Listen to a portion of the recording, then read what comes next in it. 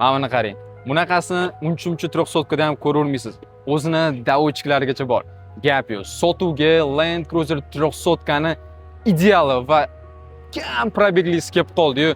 Yetmaganiga 4 litr atmosferniy motorlisi olgan, bilasiz. Atmosferniy motorlisi ko'proq talabga moyil bo'ladi.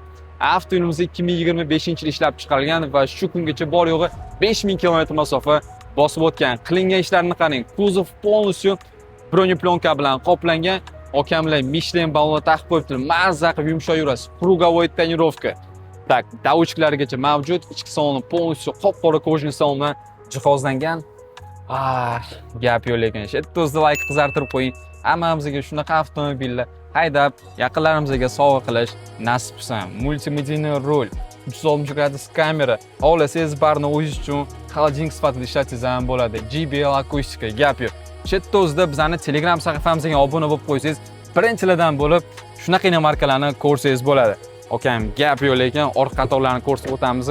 Zadniy monitorlari, 4 zona klimat kontrol, 3 ta qatorli 7 o'rindiq bilan jihozlangan.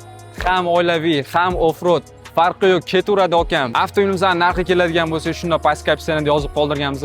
Kimga ushbu avtomobilimiz ma'qul kelgan bo'lsa, pastki raqamlarga telefon qilib, baraka qo'rsanglar bo'ladi. Lekin ulgurib qolinglar, bunaqasi kamdan kam sotuvda.